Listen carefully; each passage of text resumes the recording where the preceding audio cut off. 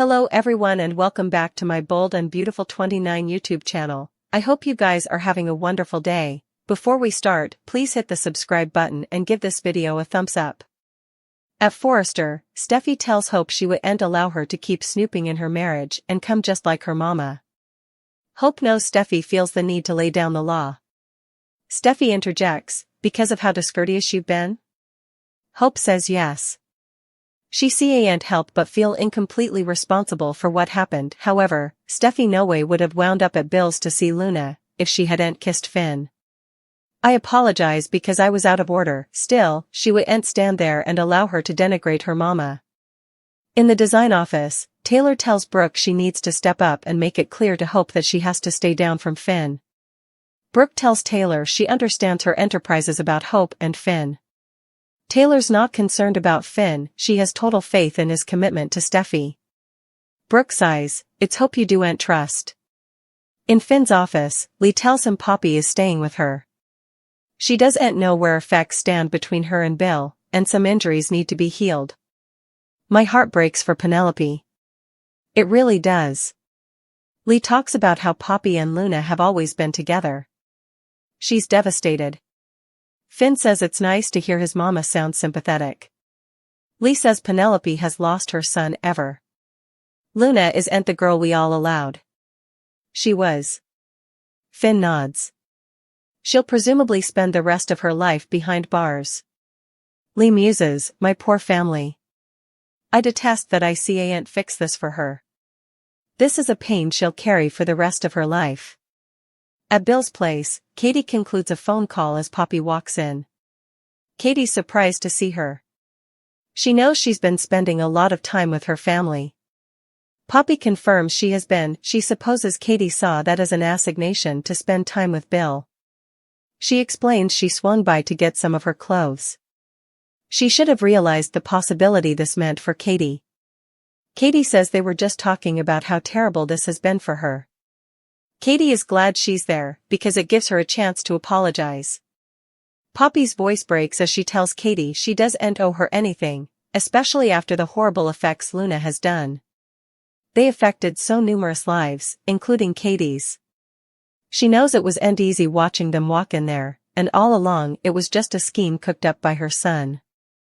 Katie acknowledges that she allowed. It was Poppy, and made false allegations. Poppy says her son is an extension of her. Katie isn't condemning her. I was wrong about you, Poppy.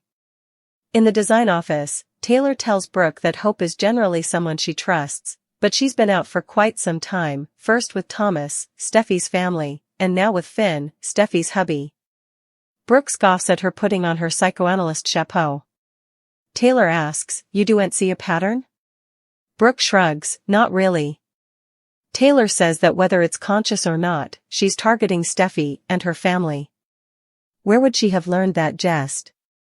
From Brooke in the main office, Steffy tells Hope that her mama has a certain history, and everyone knows it. Her mama, meanwhile, has a history of letting Logans take advantage of her. Indeed, when her reverse is turned, she'll no way be her mama. Hope says she isn't. Moreover, Steffy thinks she aspires to be.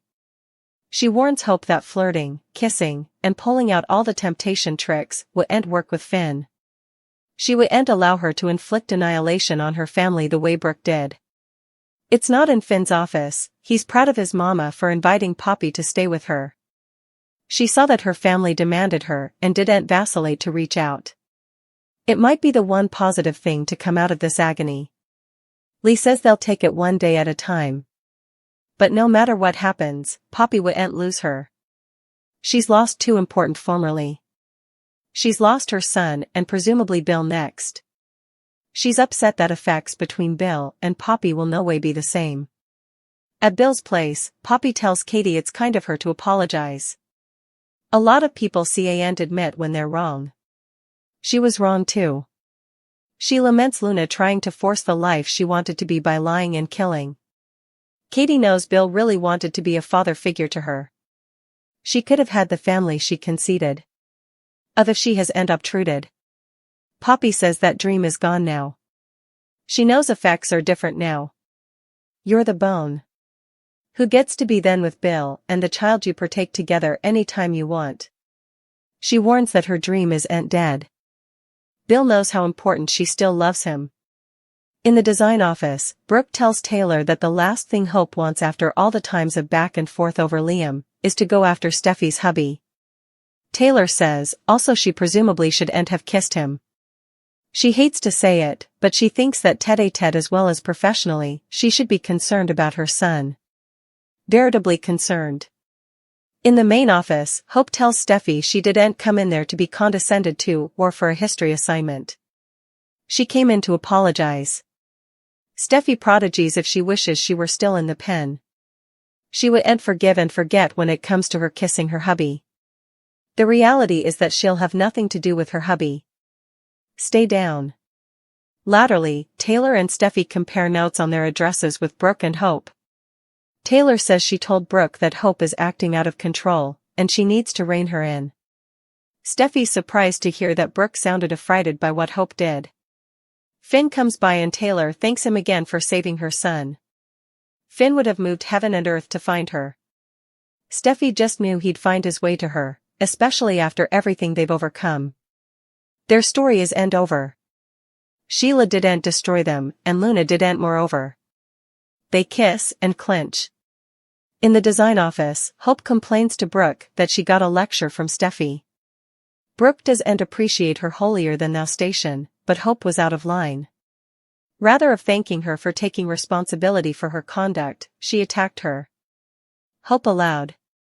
She might have other precedences given what she's been through. She's tired of the veiled threats, however, perhaps I shouldn't be so sorry about that kiss after all, if this is how she's going to be. Brooke gawps, oh my God, Hope. You do'n't mean that. Hope shrugs, perhaps I do. It's been times of back and forth and Steffy targeting her. It's exhausting. Brooke says, still, you ain't go after Finn to get vengeance on Steffy. Hope says, you're right. She doesn't want to be that type of person, but she cares about Finn. Brooke exclaims that she has to stop saying that. Hope cares about Finn and doesn't want him to be with someone who doesn't truly appreciate him. Brooke narrows her eyes, at least not the way that you would. Is that what you're saying, Hope? Answer me. Hope, answer me. Since the Bold and the Beautiful turned Luna into a sickie killer and had her hauled off to captivity, the dating pool was looking enough shallow for RJ, Zend and Will. Poppy's son had been the only womanish character in their age range. But that's going to change soon, as the show is casting the new contract part of Brittany, described by Insider as being between 18 and 20 times old, any mixed race, fashionable, poised, beautiful, confident, sportful, energetic and assertive. Brittany sounds like a character we haven't met ahead. But the name could just be a cover, say so. If Bold and Beautiful was growing up Rick and Maya's son, Lizzie, however, it would mean that if that's who Brittany turned out to be. J. couldn't date her, like him, she'd be Eric's natural grandchild. Since Zend is espoused, he wouldn't be a blood relation of Lizzie's, but the ick factor would still be crazy high, considering that he was married to Lizzie's surrogate mama, Nicole. That just leaves Will in the running for the freshman's affections.